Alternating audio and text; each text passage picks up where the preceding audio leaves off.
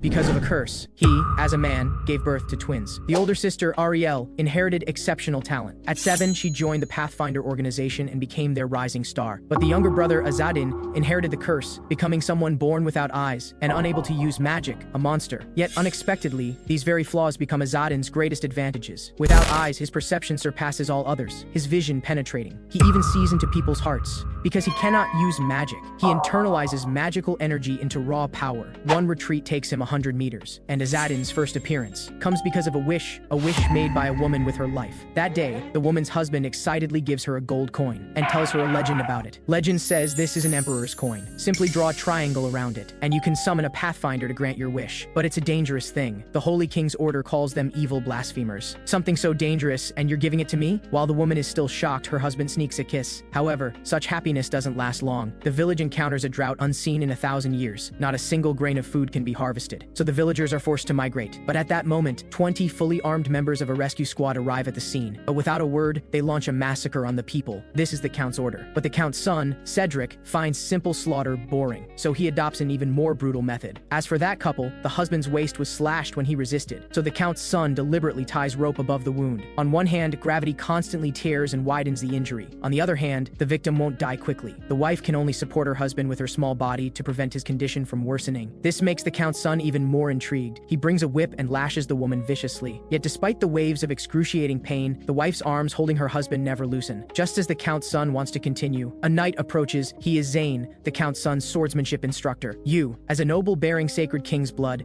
how can you do this? Aren't you afraid word of this will spread? But facing his instructor's threat, the Count's son remains unmoved. He only stops when he grows tired of beating her. Afterward, the woman struggles to maintain this position until afternoon. Unable to bear it anymore, the husband uses every ounce of strength to open his mouth and make a sound. Celia, I beg you, please run. After these words, he makes no more sound. His voice is faint, but to his wife's ears, it rings crystal clear. She shakes her head desperately. Then she takes out the gold coin her husband gave her and places it on the ground, drawing a triangle symbol around it, a pathfinder. A pathfinder will come save us. Legend says the Pathfinder clan are cursed people who must collect emperor's coins by helping contractors fulfill wishes to break their curse. The contract takes effect within 2 days. In desperation, the wife becomes the most devout believer under heaven. But ironically, even her husband didn't believe that legend. He only meant to make his wife happy. Soon the wife collapses from dehydration and exhaustion. When she regains consciousness, it's already the next morning. Zayn secretly comes to give her water and uses a stick to support her husband. Once the woman wakes, he immediately prepares to leave. I can't let the young master know I was here, or I'll face consequences I cannot bear. As for your husband, there's no need to keep doing this. Zayn's words have essentially pronounced a death sentence on the man. Yet the wife still insists on supporting her husband. This scene makes Zayn freeze instantly, and his guilt deepens, even though he didn't participate in the violence against the villagers. Please tell me your name. A glimmer of light suddenly appears in the woman's eyes. When the Pathfinder arrives, I'll ask him to spare you. Completely opposite to the woman's hopeful gaze, Zayn's eyes are filled with pity. He never imagined someone would truly place hope in such an elusive legend. Even if Pathfinders really exist, the rescue squad has 20 soldiers, and more importantly, the Count's son carries sacred king's blood in his veins. You should know what that means. King's blood possesses immensely powerful and sacred magical power. Ordinary people cannot possibly defeat magic. Zayn's words don't waver the woman in the slightest. Her gaze becomes even more resolute. Pathfinders are also mages who have killed bearers of sacred blood many times. They are Godslayers. They can win. Zayn doesn't argue further. He thinks she's lost her mind from the trauma. My name is Zayn, a radiant knight of the Holy King's order. I'm not telling you my name to beg for mercy. If those soulless heretics truly come, I will fight them with everything I have. Zayn means executioner in Turkish, and it's because of him that today's demon exists. He leaves with a promise to return in the evening, then departs. The woman looks at the coin that should have remained quietly in the triangle but has vanished. She grits her teeth with relief. Just 2 days. Within 2 days, they will come. Today's sun is exceptionally harsh. It seems worse than any day before. Back at the rescue squad camp, Cedric and Zayn clash again. Zayn believes the disaster's source is the climate and the villagers are innocent. The population could be relocated to more fertile lands,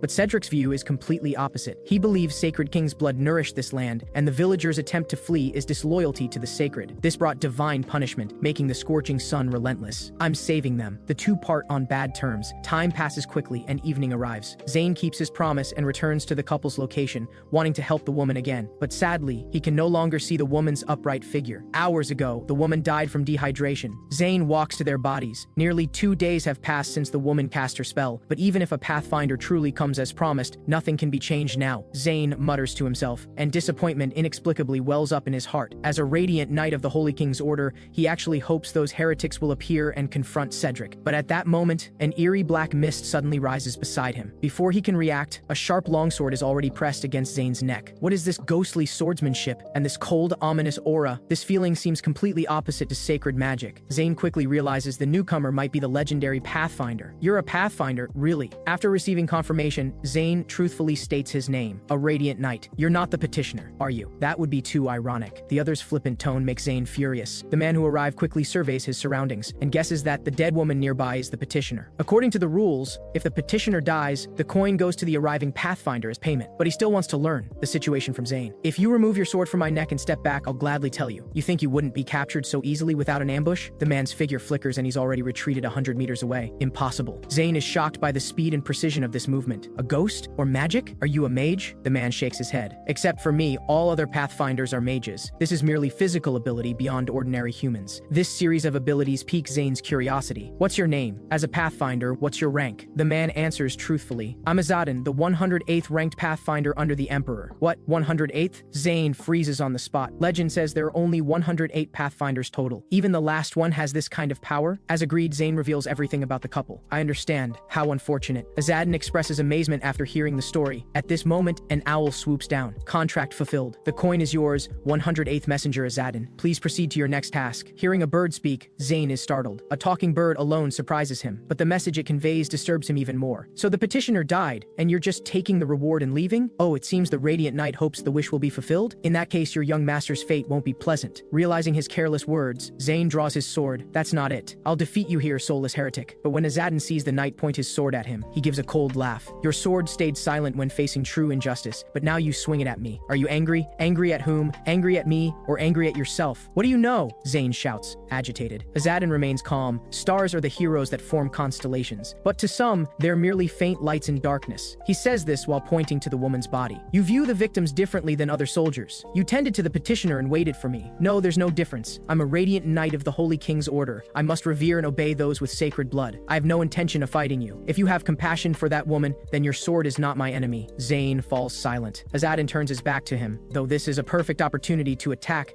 Zayn cannot bring himself to strike this Pathfinder. At this moment, Azadin's sword flashes, cutting the rope tied to the poplar tree. He catches the man's body in midair with one hand. What incredible physical prowess. Even Zayn, confident in his own skills, sees that this man is a monster on a completely different level. So this is a Pathfinder's power? Do you have a shovel? A shovel? You mean to bury them? Zayn is confused. Since the petitioner is dead, after taking the coin, he has no obligation to care for them, yet now he wants to bury their bodies. If not, forget it. Azadin, with his back to Zayn, begins digging the ground. Is he really going to bury the bodies? This itself is a challenge to Cedric. Cedric wants corpses hanging from every tree, corrupted by evil magic into undying creatures as symbols of his authority. He will not stand by. While Zayn is still wondering, Azadin has already dug a small pit in the ground. Zayn witnesses this scene. His fingers grip his sword tightly. He thinks about those bodies hanging from tree branches, rotting, stripped of even basic human dignity, like flags hanging over a tyrant's sadistic desires. How can he point his sword at someone laying bodies to rest in the ground? This thought makes him suddenly feel cowardly and pathetic. In the end, isn't he just a servant loyal to a tyrant? Zayn sheathes his sword, walks up to Azadin, and begins digging with his hands. Soon the two finish burying the victims. Great angels of wisdom, courage, and mercy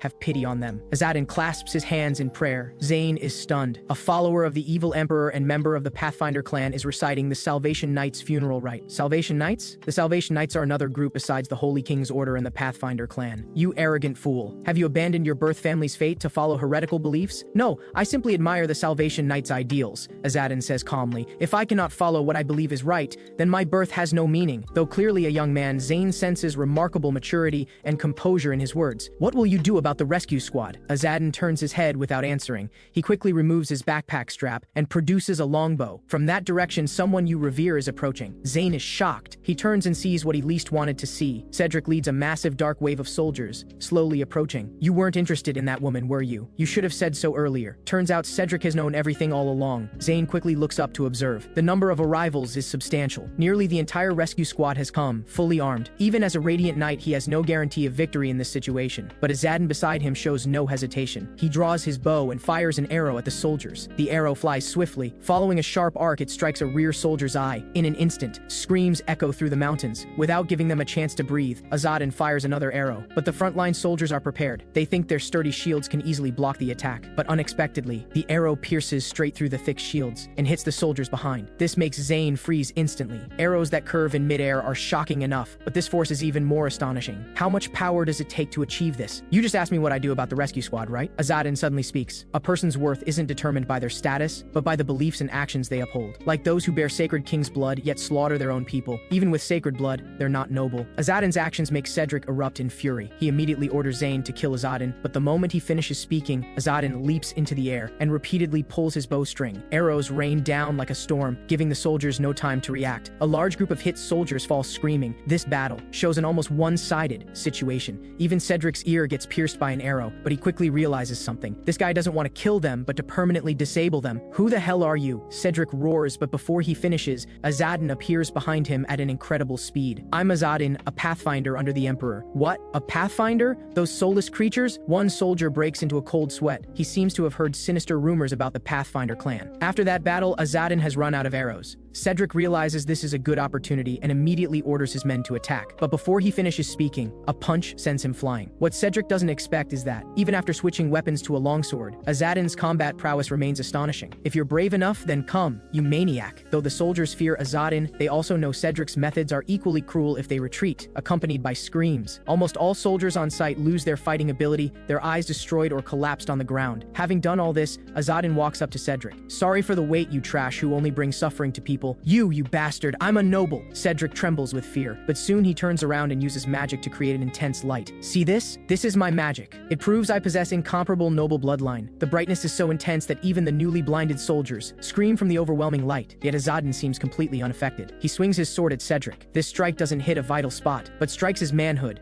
What do you want? Money? Women? I'll give you anything. I'm a descendant of the divine king of the Yeagas bloodline. An identity that terrifies almost everyone has no effect on Azadin alone. Is that so? What a coincidence. I'm a Godslayer. Seeing intimidation doesn't work, Cedric's eyes scan around and finally focus on Zayn, who still stands. Sir Zayn, what are you doing? Save me. I can't see. Perhaps the light still affects Zayn's vision. He makes no move. I'm a noble, a descendant of the divine king. Why should I suffer for a few lowly commoners? Cedric roars again. Finally, he loses his last eye. The Emperor's will has been executed. Though Azadin killed no one, he has given the criminals their due punishment. But at this moment, the sound of a sword being drawn comes from behind. Zayn has drawn his sword. No matter how righteous your actions, I'm a radiant knight of the Holy King's order and cannot stand by. Looking at the stubborn Zayn, Azadin gives a bitter smile. A rigid knight, completely unlike other knights. You dare mock me? No, it's a compliment. Most other knights of the Holy King's order are villains who join to inherit divine positions. The moment he finishes speaking, black mist suddenly rises around Azadin. In such heavy armor, you can't catch me. Under Zayn's shocked gaze, Azadin's figure vanishes into thin air. If fate allows, we'll meet again. His voice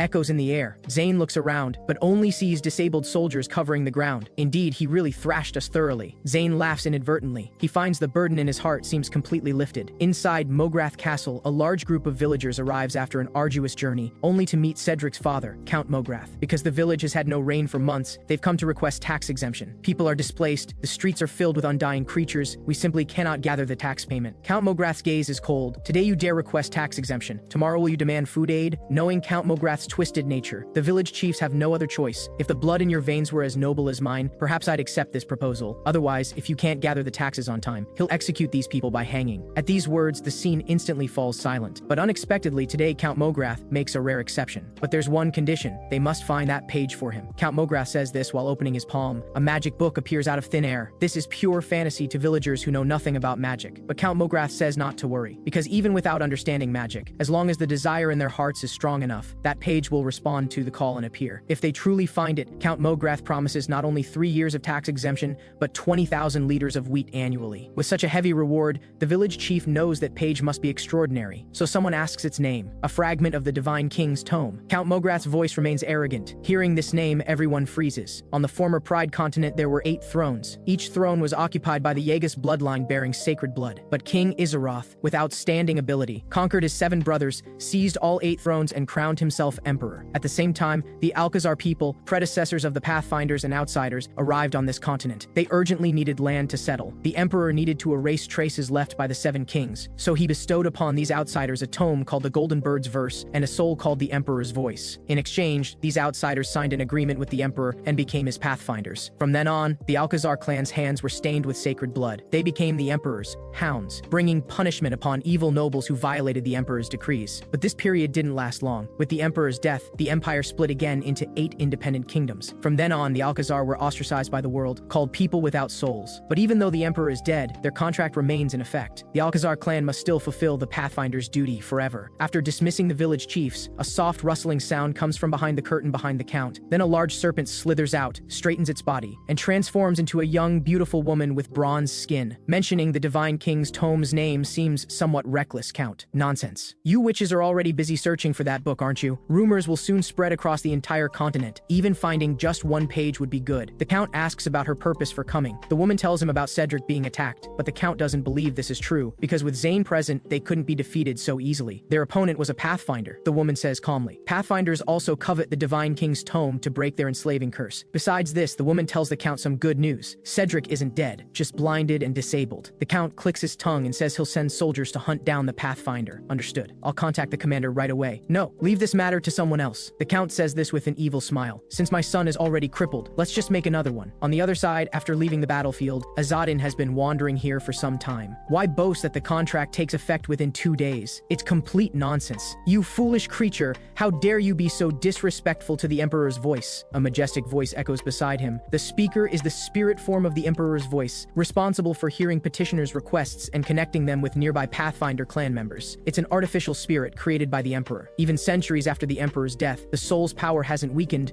but remains as strong as before, proving the Emperor's power was nearly godlike. But Azadin scoffs at this. Honestly, the Emperor died without warning, leaving us messengers hated by the entire world. We're called Godslayers, soulless heretics, and all sorts of nicknames. More importantly, to reach the petition site within 2 days, he threw away almost all his luggage. Now he's about to die of thirst. Azadin's words leave the owl spirit unable to refute. How regrettable. But don't worry, your attendants will arrive soon. While the two bicker, Azadin instantly becomes alert. A ghostly blue flame drifts in the air. When Azadin approaches, several faces emerge from the shadows. He recognizes them as those who were hanged from a mulberry tree at the village entrance, and that petitioning couple. The ghosts clasp their hands and bow respectfully. Azadin nods in response. This land lacks the king's grace and the archangel's protection. Staying here brings you no benefit, so please proceed to the afterlife. The ghosts don't respond to Azadin's words. Instead, they point toward the village well. Azadin thinks they want to give him water, but when he eagerly pulls up the bucket, he finds not water inside but some sand and a glowing page. Is this one page of the Divine King's Tome fragment? The source of the Emperor's power? Azadin's lips tremble, but at this moment, a ghostly flame drifts past him. The ghost's forms begin to dissipate. Rest in peace. Azadin holds the glowing page from the Divine King's Tome. If I take on this task, can I truly break free from the bonds of duty? Calling it a curse isn't quite accurate. According to the agreement, it's an honorable duty, but it just had to fall into my hands. You don't look happy. Isn't this what you Pathfinders have been hoping for? The Emperor's voice says calmly.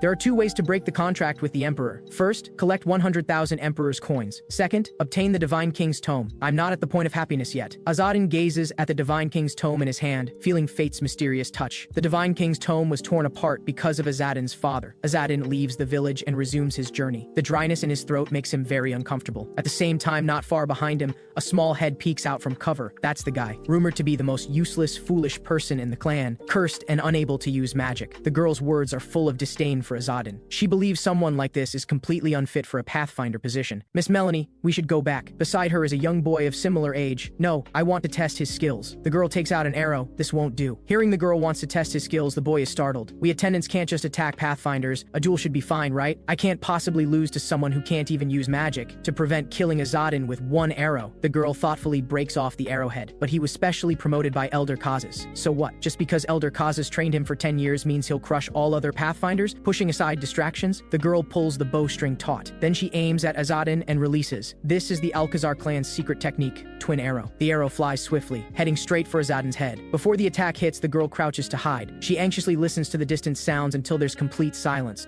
Only then does she dare peek out, but unexpectedly, a small pebble greets her. The pebble strikes her forehead precisely. Along with it comes Azadin himself. Was that arrow yours just now? Yes, it was me. A small greeting. Though she says this, the girl is shocked by Azadin's movement technique. She felt no presence of his approach. His movement is like a ghost, and at the same time, she sees 2 arrows in Azadin's quiver. Clearly, Clearly, he caught her arrows. Left with no choice, the two reveal their purpose. The girl's name is Melanie, from the Ataria house, one of the 5 founding families of the Pathfinder clan. The boy is Aadin, Melanie's servant. They were sent by the clan to assist Azadin. Assist? In this manner? Azadin tosses back the arrow that just attacked him. I noticed your quiver was empty, so I offered my arrows. Isn't that excellent assistance? The girl actually uses this excuse to justify her attack. Azadin sighs helplessly. You should go home, child. Child? Melanie's face darkens at this word. I've said before, I carry a Taria house bloodline, far nobler than you, a traitor's descendant. Bloodline means nothing for an attendant. Azadin turns away. You're here to work for me, so you're my subordinate. Setting that aside, you just attacked me. Azadin's expression darkens as he finishes. Perhaps I should show you the consequences of such actions. The oppressive aura makes Melanie feel intimidated. Is this really the person from the rumors? Weak, incompetent, someone anyone can bully? Please forgive my rudeness. If you want to get anything from me, then show proper respect, whether as a member of Alcazar or as an enemy. Which will you choose, enemy or clanmate? When Azadin asks this question, Melanie realizes he's not someone to trifle with and quickly apologizes. Though Azadin accepts the apology, he doesn't yield. He still tells him to go back where they came from. But just as he turns, he seems to remember something. By the way, do you have water? Melanie doesn't answer but glares fiercely at Azadin. I want a duel. No, this person is dangerous. But Aadin's attempt to stop her doesn't sway Melanie at all. She knows the rumors are wrong. Azadin isn't the fool from the legends. On the contrary, he seems both powerful and proud. But if she doesn't dare challenge him just because he's strong, wouldn't that make her a coward? Pathfinder Azadin, I, Melanie, formally challenge your Pathfinder position. Seriously? If you win, my Pathfinder position is yours. But if I win, do you know the consequences? Of course. My life and death will be in your hands. Everything will belong to you. Azadin lowers his head. He knows his reputation within the clan isn't high. But still, losing to a 13-year-old girl is too much. Azadin tries again to refuse this duel, but Melanie firmly refuses. She turns and walks backward. This isn't to flee, of course, but to create distance from Azadin until they're 100 paces apart. Alright, 100 paces. Azadin, I challenge you. Really, must we fight? Just as Azadin feels exasperated, a majestic voice suddenly rings out from above. Duel accepted. Pathfinder Azadin, accept the challenge. Oh my goodness, the Emperor's voice. Aadin panics. They say every Pathfinder has a spirit companion, the Emperor's voice. Now that it's become the witness, this duel is no longer child's play. This is bad. Aadin becomes anxious. He doesn't want anything to happen to the young lady he serves. No, I absolutely cannot lose. A few minutes later, Melanie is covered in wounds and silent. Clearly the duel's result isn't what she expected. Aadin recalls what just happened, still in disbelief. Without arrows, Azadin actually switched to using pebbles instead. You should know that with the bow's high angle, projectiles launched from the bowstring easily hit one's own hand. But Azadin did it. What incredible power. He used a technique passed down by the Alcazar. Wielding the bow like a catapult, the launched stones cut through the air toward Melanie. Unlike precise arrows, the stones' trajectories are unpredictable. Melanie panics and curls up. The stones hit the ground and bounce, shattering into fragments that attack Melanie again. Golden Bird's verse, barrier break. Melanie deploys a hazy moonlight shield to barely block the attack. Even more outrageous is Azadin's next strike. The pebble he shoots curves multiple times in midair. This isn't magic, of course, but applying spin to the projectile to achieve magic-like effects. Pebbles assault Melanie from all directions at different angles. Miss! On the left. Fortunately, Aadin calls out the attack direction so she isn't hit. The duel reaches its final stage. Azadin deliberately leaves an opening, making Melanie think she's seized a good opportunity. Now's the chance! Her swung blade precisely slashes across Azadin's abdomen, but his body disperses like black mist. Turns out she only hit an afterimage. The real Azadin has already appeared behind Melanie. She tries to cast magic to counter, but clearly his speed is faster. Azadin grabs her wrist. Then, it's over. Azadin's fist instantly strikes Melanie's abdomen. With a loud bang, a scent-flying Melanie crashes into a nearby mountain. Miss Melanie! Aadin beside her can't hold back and rushes over. Unforgivable, you lowly creature, how dare you! Aadin charges at Azadin through gritted teeth, wanting to save Melanie. But at this moment, the Emperor's voice rings out. Duel concluded. Melanie's challenge has failed. Your fate will be controlled by Pathfinder Azadin. Also, Aadin, you interfered in the duel and will become Azadin's slave along with Melanie. The Emperor's voice announces the duel's final result. After her defeat, Melanie is overcome with shame. She immediately draws her sword, wanting to end herself. But accompanied by the sound of metal clashing, the dagger flies from her hand. Azadin had already anticipated Melanie would do this after losing. Little girl, sorry, but your life is mine now. Without my permission, you don't even have the right to die. Melanie grits her teeth, struggling to calm herself. What a fanciful little girl. Watching Melanie's expression alternate between tense and relaxed, Azadin can't help but laugh. This lesson should be enough.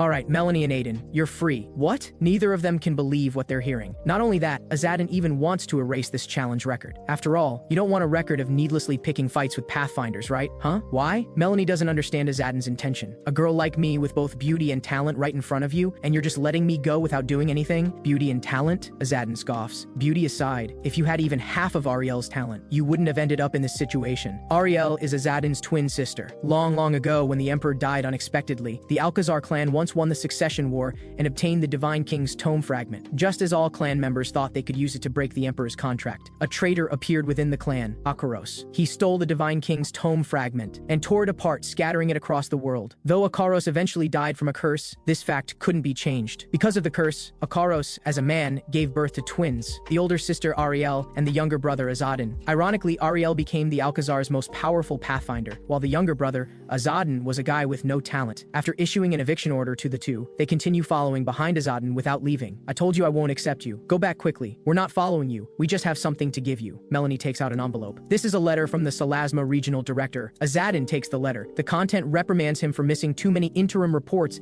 and states that Divine King's Tome fragments have been appearing worldwide recently. Recovery achievements will count toward performance evaluations. It's all in the letter. Seems other pathfinders know. Azadin finishes reading the regional director's letter and sighs. You know about this too? We know about that. The Divine King's Tome fragments were scattered worldwide when your father betrayed the clan. Melanie says without reservation. Aadin can't help but step on her foot. What are you doing? Why did you step on me? Yet Melanie completely fails to realize the seriousness. Forget it. So you know about this too. Azadin helplessly realizes he'll eventually have to visit the regional director, as the letter says. All right, thanks for delivering the letter. I received it. Then, can we travel with you for a while? Melanie's eyes light up. I can tell you what's been happening in the clan recently. I don't own this road. Follow if you want, Azadin says and walks straight ahead. Okay, Melanie follows excitedly. Azadin is currently in the most remote area of the Salasma border territory. Even following the main road, it's uncertain how long it'll take to reach Salasma, and this area seems to have been in drought for a month. But fortunately, they discover a small stream during their journey, so they prepare to fill their canteens. But at that moment, a voice suddenly rings out from the distance. Hey, who gave you permission to take water from our spring? 6 thuggish-looking guys rush over. Azadin doesn't want trouble, so he asks what they want. Everything, of course. Kill the girls, keep the boy for our brother's entertainment. The thugs, relying on their numbers, swagger forward arrogantly. Let me ask once more, is there really no room for negotiation? Why does this guy talk so much? Look at that mask on his face. What, a clown? With the lead thug's command, they launch their attack, but Azadin simply squeezes the pebbles in his hand and instantly takes down the front 3. Only 3 remain, and they're immediately subdued by Azadin's displayed combat power, completely losing their will to fight. We're sorry, we failed to recognize greatness. The thugs kneel and reveal their identities. They were forcibly conscripted by Count Mograth's son, tasked with finding Divine King's Tome fragments. The inland areas are already drought-stricken, everyone's becoming refugees or bandits. Melanie thinks they're lying, but Azadin feels they're telling the truth, since no merchants or travelers would pass this road. Then, to silence them, we must kill them. Melanie casually suggests. Wait, I'm not the type to kill people casually. We must kill them. Even if they truly reform, leaving them alive will expose our whereabouts. Aadin's position aligns with Melanie's. People only have one life. They should be given a chance to reform. Yes, human life is paramount. You truly see clearly and understand righteousness. You'd think they've known Azadin forever, with how skillfully they're flattering him. Azadin looks at them with a grin. Then he punches the thug leader. But I'll leave each of you with a permanent memento. Don't move. Otherwise, it won't just be your eyeball flying off, but your entire face. The remaining 2 thugs freeze in shock. Don't joke around. I just said don't move. It's only one eye. Ah! Piercing screams echo through the forest like thunder. Dozens of minutes later, Azadin releases the thugs as promised. You bastard! I curse you to death! The one-eyed thugs seem to have forgotten their flattery and now curse viciously. But at this moment, a massive hand suddenly appears and crushes one of them to death instantly. Turns out the newcomer is a giant troll. It grabs the remaining few and stuffs them into the bamboo basket on its back. Meanwhile, the troll spots the village in the distance. Humans, village, food. I'm coming! On the other side, after the goats have eaten and drunk their fill, Azadin's group resumes their journey. At first I thought you'd let them go, but seeing you do this, I think it's quite good. Those who bully the weak and rob others can only understand that feeling when they become weak themselves. When they lose an eye and become weak, they'll empathize. Though Azadin is kind, those who deserve punishment must still be punished. He's not worried about his actions, but concerned about something else. The thugs mentioned Count Mograth is also searching for Divine King's Tome fragments. Aadin relays rumors he heard on the road. Could he have lost political power and now wants the Divine King's Tome fragments to use magic's power for a comeback? Someone who only wants power is far too dangerous. So before leaving Mograth territory, Azadin removes his mask. This is the Pathfinder's symbol, an eagle mask striking in appearance. But the moment Azadin removes his mask, Melanie and Aadin are stunned. His high nose bridge and defined brow bone are striking. Quite handsome, except where his eyes should be, there's a horizontal scar. No eyes? That's why I'm called Azadin. The name comes from an eyeless evil dragon in the Pathfinder clan's ancient myths. Legend says the eyeless evil dragon Azadin,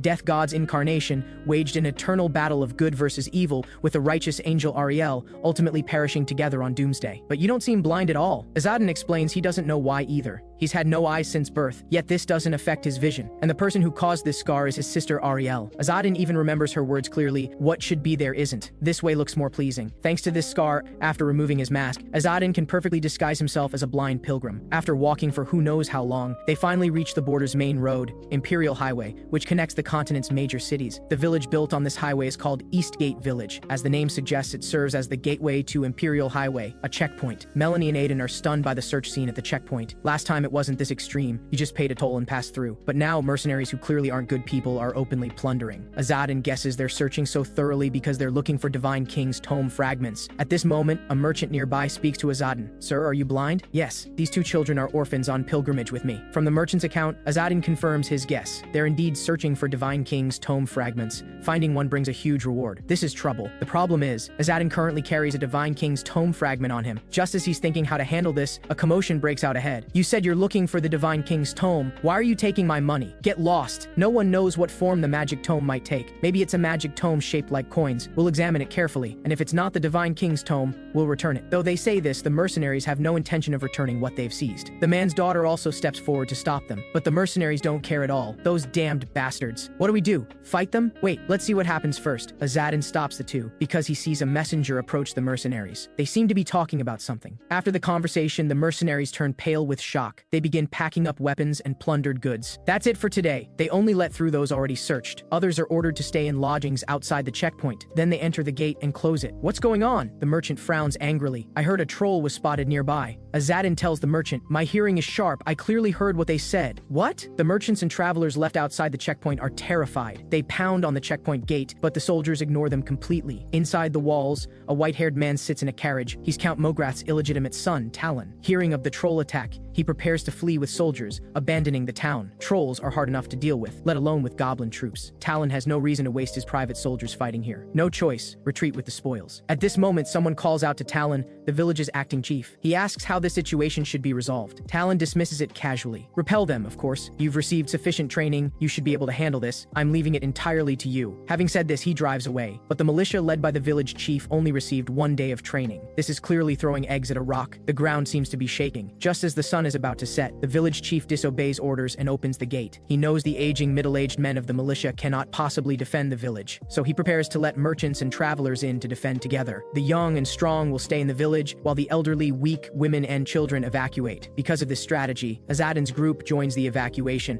Since they're disguised as a blind man and 2 children, the villagers treat them especially well. They even give them their only lantern. Azadin understands the chief's thinking. He doesn't want to drive these villagers away, but to protect them. Inside the walls is actually more dangerous than outside. As he says this, he seems to think of something and stops. Let's part ways again. Azadin's figure is wrapped in black mist. Seconds later, he completely vanishes. On the other side, the troll arrives at the walls with numerous goblins. The swarm of figures is intimidating, but more troublesome is the lead troll. His height even reaches a terrifying 5 meters. The troll coming down several paths has captured several humans. You're all mine, Grom's food. Saying this, the troll lifts his right leg and slams the ground, instantly making the walls shake. Fire arrows, the village chief orders. The archers begin shooting, but nearly every goblin holds a shield, so the attack isn't very effective. The lead troll grabs a massive boulder and hurls it at the gate. The terrifying impact nearly blasts the gate open. Seeing humans completely at a disadvantage, some villagers waver. Should I run? Maybe I could survive if I flee now. At this moment, a goblin mage hiding to the side picks up a specially crafted staff. Divine King's Tome, the Divine King's Tome is mine. Just as he finishes speaking, a man in an eagle mask appears and kicks him over. Not only that, when villagers are attacked by the troll, he also saves 2 villagers. The newcomer is Azadin. I'll help you defend the gate. Who are you? The village chief is amazed by Azadin's movement technique. A passing pathfinder of the Emperor. He says this, then removes the bow from his waist and strings it. A pathfinder of the Emperor? A pathfinder? While people are puzzled, Azadin has already leaped down from the wall. He reaches out, grabs an arrow, and shoots. The arrow splits into 2, simultaneously piercing the troll's eyes. The troll screams and falls backward.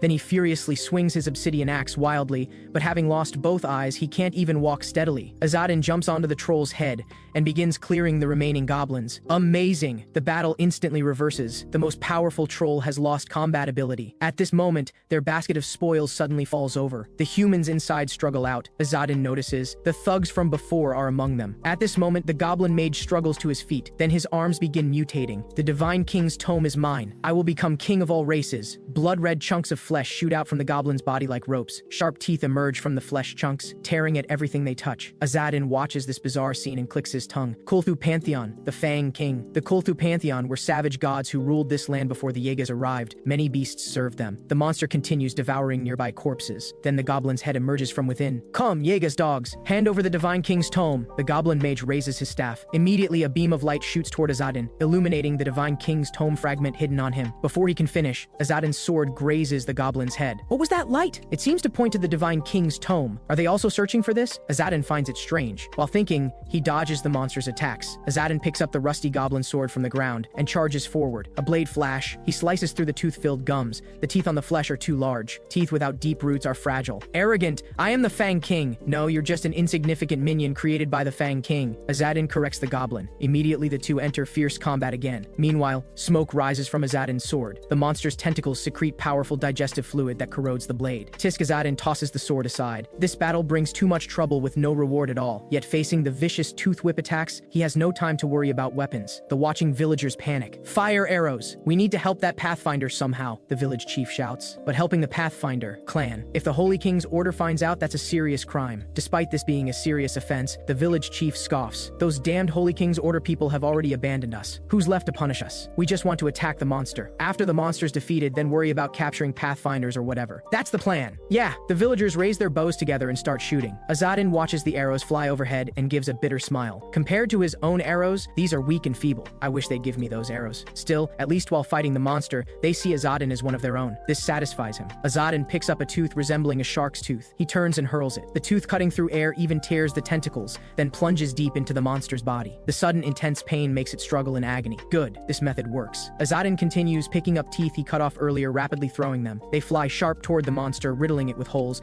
Unable to endure the pain, the goblin's head emerges from the monster's body. You bastard! I was about to become the Fang King. Why stop me? Unfortunately, I'm a Godslayer, Azadin answers. He throws another sharp tooth, splitting the goblin's head in two. Then the monster's body begins crumbling. Azadin carefully avoids the flesh on the ground and picks up the fallen magic staff. At this moment, voices come from behind. Soulless heretic. They glare at Azadin. Some have even drawn their bowstrings. How rude. Drawn bowstrings can lead to misfires. Azadin sighs. Among the people, some surely appreciate Azadin's help and welcome him, but others are suspicious. What are your true intentions? Why eliminate those monsters? Did you bring these creatures? Some people deeply detest the Pathfinder clan and even start being unreasonable. They've been taught that the Emperor's Pathfinders are soulless heretics, terrible beings who deserve death. It's not strange some think this way. Everyone knows, Azadin raises his voice. I'm simply following the Emperor's coin's instructions to complete a task. Because someone made a wish for your sake with an Emperor's coin. Ah, who? Could they be among us? I have no obligation to tell you, nor the right to reveal it. Azadin ignores the flustered people. May I pass? Or will you challenge me for the Holy King's order? Don't insult our prospects. Though the villagers say this, none dare release their arrows. Then I'll be going. Azadin easily climbs the wall and grabs a handful of arrows from a quiver. Taking a few arrows should be fine, right? No one attack. The village chief stops everyone. Then he mutters softly, thank you. He deliberately keeps his voice low so others can't hear. How foolish. Such words are a death sentence. Azadin jumps down from the wall and enters the checkpoint. A coin? Really, you lie without batting an eye. The Emperor's voice rings in Azadin's ear. Don't you think they're too much? You help them repel monsters and this is their attitude? Everyone has weak moments. Anyway, they treated me well as a fake blind man. I'm satisfied. They deserve kindness too, Azadin says, quickening his pace. But I'm really tired, and I didn't even get a single coin. Running along the highway for about a meal's time. Soon Azadin sees Melanie and Aadin's figures. To wait for him, the two deliberately left the group. What? You defeated the Kulthu Pantheon? Azadin tells them what happened. Both are shocked, but Aadin quickly lowers his head. You expended so much energy for nothing, not even getting a single coin, Azadin tells him. Helping people who need help is a good thing. Without such ideals, life becomes very dull. Saying this, Azadin suddenly produces a staff. By the way, Melanie, do you know what this is?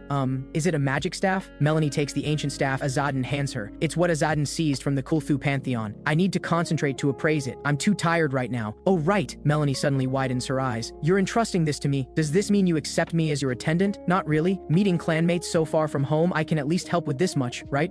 Melanie nods, but she asks Azadin to promise her something in return. Sure, no problem. Tell me tomorrow, Azadin says and leaps up. We need to hurry now. Several hours later, they finally catch up with the evacuation group. Ah, we're so glad you're safe. Everyone is happy that Azadin's group is unharmed. After catching up with the crowd, Azadin tells them his hearing is excellent. He heard victory cheers from the village, so they can turn back. The evacuees are skeptical, but when they see lights on the mountaintop at Eastgate Village, they basically confirm the village is safe. Send a few people back to the village to confirm first. It's not too late to act after that, Azadin suggests. Let's do that. People decide to temporarily stop fleeing and select fast runners to return to the village to confirm the situation. After escorting the villagers back to town, Azadin rushes non-stop to the next location. After being so tired, he absolutely can't waste his effort. Dozens of minutes later, Azadin arrives at a camp where the Count's illegitimate son Talon and mercenaries are stationed. In the darkness, someone watches them, especially when seeing Talon's spoils chest. The Emperor's voice's eyes light up directly. This is a big haul. Right, my travel funds are almost gone. Early the next morning, Talon gathers all the mercenaries. What happened? You let someone steal our things? The mercenaries explain they were attacked and knocked out before they could react. But Talon doesn't care. Take someone's money, do their work. He immediately turns on the mercenary captain. This is your responsibility. No objections to docking a month's pay, right? The captain agrees. Also, I lost something too. This doesn't look like ordinary thieves' work at all. Seems we can only stop here. Talon isn't stupid. He knows if he presses further, the mercenaries might mutiny. However, the mercenary captain whose pay wasn't docked seems unsatisfied. The guy who stole that thing will probably go to a nearby village. Would Sir Talon order us to raid that village? What? Wait, the nearest village is the way station town we passed through, right? That's managed by nobles, not easy to handle. Talon rejects the proposal and points at the mercenary captain,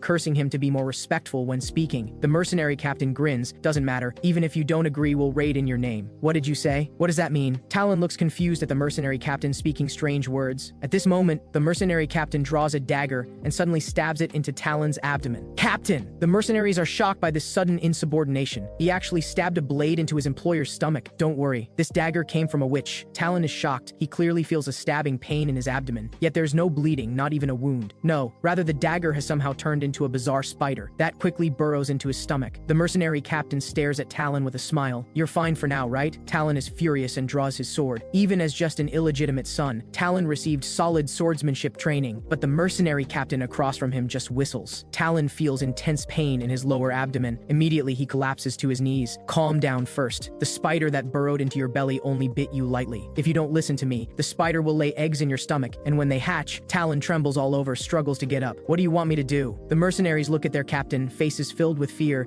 thinking he wasn't like this before. I want to commandeer the way station town and find the guy who stole my stuff, the mercenary captain says with a smile, but his eyes flash with vicious killing intent. On the other side, Azadin returns to Melanie and Aadin. He found another staff identical to the Kulthu Pantheon's from Talon's spoils chest, so he wants Melanie to appraise it, but Aadin beside her suddenly snatches it. Leave it to me. Moments later, he begins appraising. Aadin says he senses two types of magic power, green and black. If it were the Fang Kings, it should have red magic mixed in. Azadin guesses it's from another member of the Kulthu Pantheon. Aadin agrees with this view. As for this staff's function, it locates a special item. Hearing this, Azadin pauses. So this locates Divine King's Tome fragments. The person who lost the staff definitely won't let us go. So after thinking it over, Azadin returns to the mercenary camp to observe their reaction. Today's atmosphere is completely different from yesterday. The mercenaries seem to be maintaining weapons and equipment, preparing for war. Azadin tells Melanie what he observed. They seem to be preparing to attack the way station town. Hearing this, Melanie pauses. That town's scale is extraordinary, far beyond ordinary villages, so she guesses the mercenaries must be compelled by something,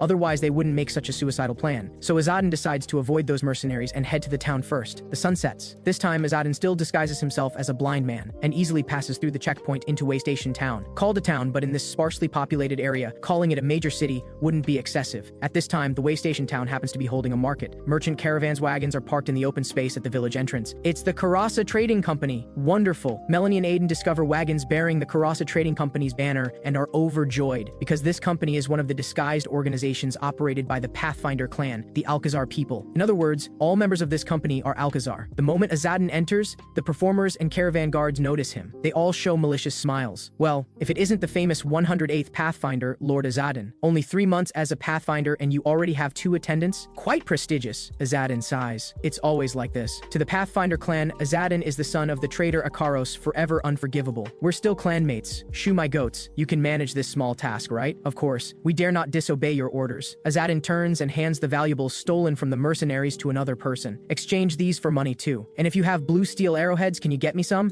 These are fine goods you've got. Where'd you steal them? Azadin hears them mocking him. but he's long used to it. Even worse, when Azadin asks to bathe and change clothes, the Caravan people actually toss him a dress. Can you stop with the childish pranks? I don't want to use force on you. Azadin sighs and returns the clothes. What did you say, punk? You want to fight us? Looking for death? If you hadn't lucked into becoming a pathfinder, we'd be equals. Turns out these Karasa Trading Company members are all Azadin's fellow trainees. At this moment, a voice rings out. If you really feel dissatisfied, duel him. The speaker is Melanie. Duel? You crazy little girl, that guy can't even take one of my punches. They all glare fiercely at Melanie, but her expression doesn't change. The next second, Melanie moves. Using the feather step technique from the Golden Bird's verse, she instantly vanishes from everyone's sight. In the blink of an eye, Melanie has leaped onto the back of one of Azadin's colleagues. Her dagger presses against his throat. Wait, little girl, what are you doing? Little girl, don't you understand the situation? I'm a descendant of Itaria house. You lowly person dare be so disrespectful to my pathfinder? Melanie's dagger trembles slightly. The sound of skin breaking accompanies blood seeping out. Her murderous attitude leaves the company members at a loss. This posture really looks serious. At this critical moment, a voice comes from the crowd. All right,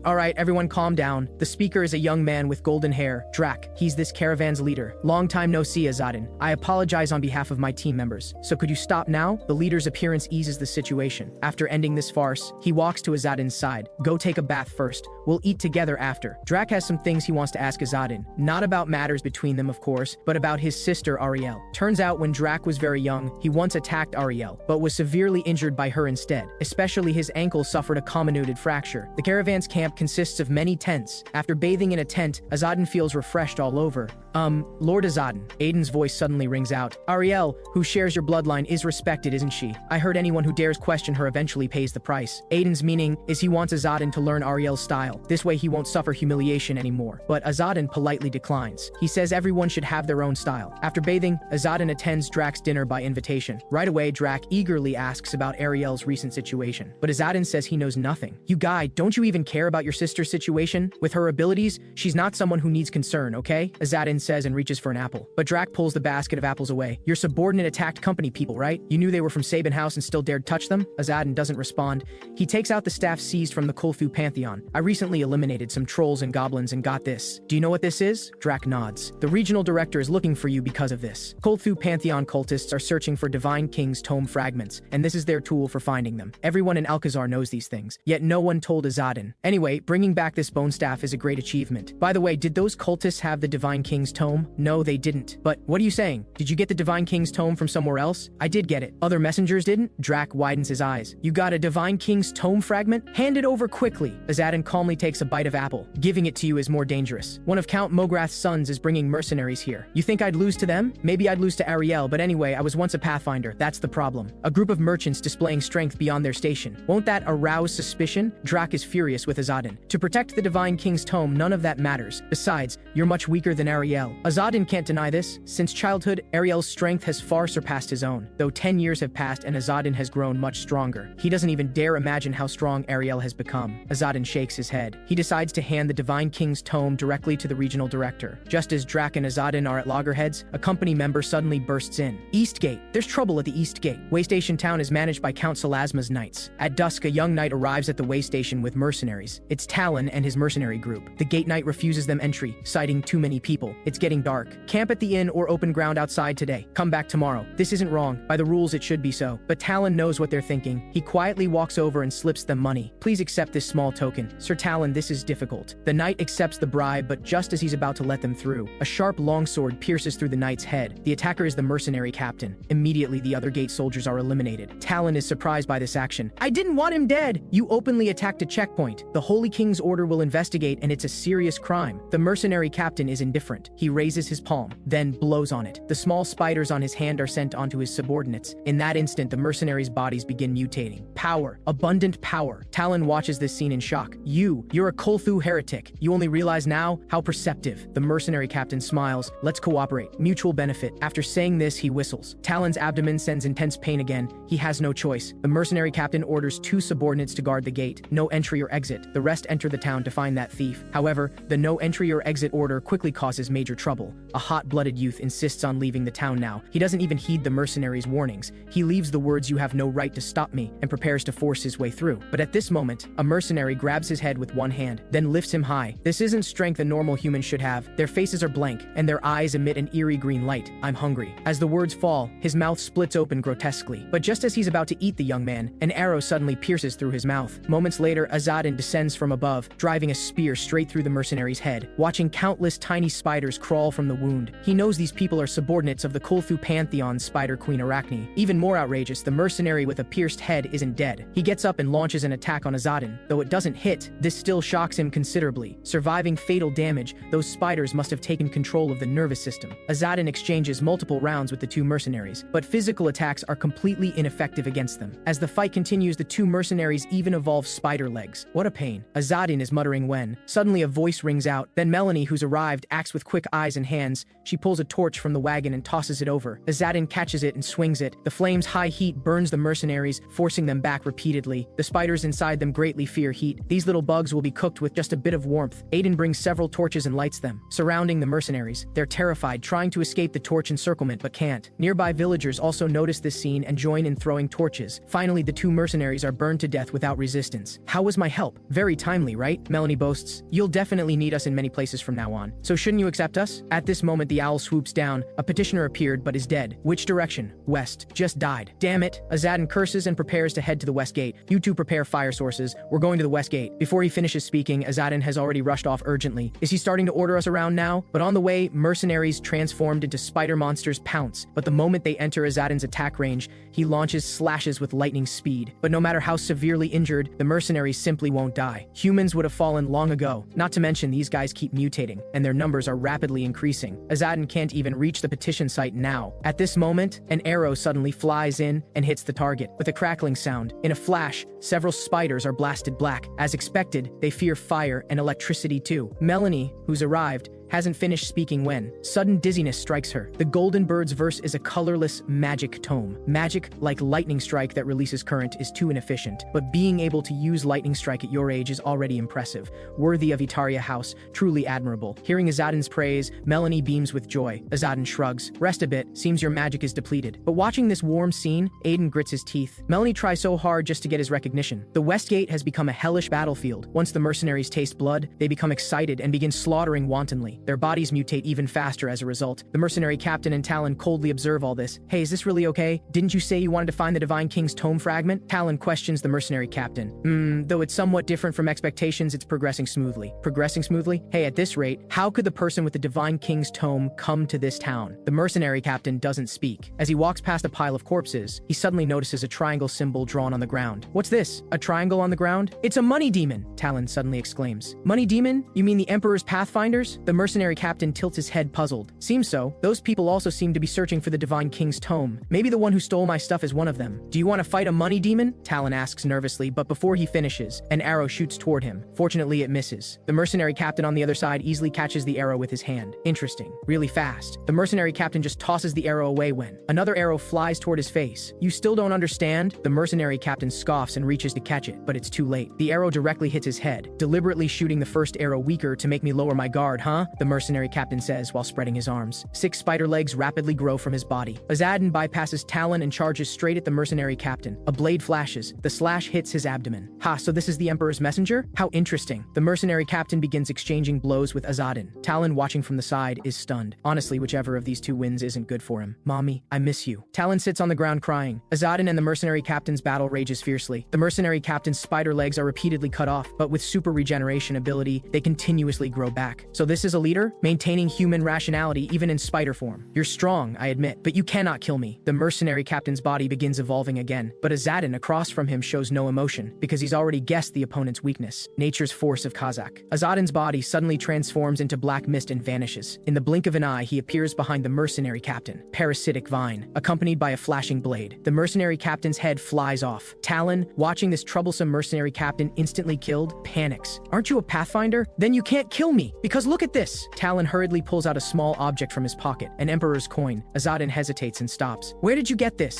My mother gave it to me. Talon smiles with relief. See, seems mother was right. The Pathfinder clan can be commanded with emperor's coins. Even if you have a coin, without a petition it's useless. Damn it, I got it, Talon mutters, and tosses the coin into a nearby carved triangle. The coin immediately vanishes. Golden light illuminates the triangle. How's that? Now I'm your employer, right? I'm infected by that spider. Save me quickly. Your petition is accepted. The emperor's voice announces the petition's acceptance in place of the Pathfinder. Azadin sighs. Why must even garbage petitions like this be accepted? The owl turns its head without speaking. Talon beside them weeps bitterly. Mother, I survived. Soon after, Melanie and Aadin arrive here. Understanding the whole story, both are stunned. So this guy made a petition? Right, it's fine. Azadin turns to look at Melanie. Can you use lightning strike again? Control the power to be weaker. Melanie is silent for a few seconds. Since we're clanmates, I can help you, but I'm not even your subordinate, and alright. Azadin raises his hands in surrender. I'll take you as my attendant afterward. Thank you. I'll do my absolute best. In complete contrast to Melanie's excited attitude, Aadin beside them looks worried. I've never seen Melanie so eager for someone's attention. Since childhood, whatever Melanie asked him to do, Aadin executed without blinking. But such devotion seems to have never gotten her attention. This isn't fair. Then I'll begin. Melanie rubs her hands together. Wait. What if I die? Ignoring Talon's protests, Melanie uses the lightning strike. After being hit, Talon screams and falls to the ground. As expected, lightning strike can clear the infected spiders inside, though it damages the body too. It's much better than being tormented by spiders. Anyway, mission complete. Melanie tells Azadin and her body sways. Azadin is startled. Are you okay? Sorry, seems I pushed you too hard. I'll be fine after resting. Itaria house descendants aren't that weak. Moments later, Talon recovers some strength. Feeling the small spiders crawl out from inside, he strangely blushes. This scene makes everyone freeze instantly. Why are you looking at me like that? Don't develop strange preferences, dear child. Azadin mocks. Since his request is complete, can we kill him now? Aadin asks. Melanie and Azadin's intimacy annoys him. What did you say? Talon is shocked, but Azadin stops him verbally. Aadin, don't talk nonsense. Once the Emperor accepts his petition, it means he's an individual worth protecting. Even after completing the petition, we must treat them sincerely. Besides, the Emperor's voice needs to draw spiritual energy from the petitioner. Aadin feels helpless. Then can we leave here now? Azadin lowers his head. He wants to clear out the spider mercenaries in town, but he's afraid these two youngsters will nag endlessly. Fortunately, footsteps suddenly come from outside the town. We are from the Holy King's order. Looking up, a group of people is rushing urgently this way. Good. Leave the spider mercenaries to them. Let's go. But just as Azadin's group prepares to leave, Talon calls out to them. Wait, take me too. Once the Holy King's order investigates me, I'm finished. At least take me somewhere without radiant knights. You said even after completing the task, you'd treat petitioners sincerely, right? Azadin is silent for a long time. Finally, he helplessly brings him along. Afterward, Azadin's group escapes Waystation Town through the west gate. After traveling for a long time, they decide to lodge at a farmer's house. Talon is dressed as a knight. The farmers recognize him at a glance and freeze in fear. We need a place to stay. Take us quickly. Before Talon finishes, Melanie and Aadin cover his mouth. We'd like to use the farm for the night during our journey, Azadin says, handing a silver coin to the farmer. Just lending us the barn or warehouse is fine. The farmer gladly accepts. Why did you stop me? These colonists are essentially just a bunch of lazy bugs. Azadin doesn't argue. He pushes open the barn door. You're right. But a noble person like you is now with us too, aren't you? Forget it. I can't outtalk you. Talon gives up arguing and walks into the barn together. Think before you speak, dear child. I have a name, Talon. I know, dear child, the barn is large. They decide to keep the goats on the first floor, then go rest on the second. Hey, what if there are lice here? Would that be worse than having spiders in your stomach? Azadin mocks. Either way, I absolutely can't sleep in a place like this. But within a few minutes, Talon's snoring rings out. What kind of people are the Holy King's order? People seem both afraid and happy about their arrival. Melanie suddenly asks Azadin this question. They're radiant knights who uphold the law of 8 kings, learn white magic, and provide protection to people. So most people welcome them, Azadin says, turning to look at Talon. But in fact, they're filled with immoral villains. They steal far more than they protect. Just like this guy? Melanie is stunned.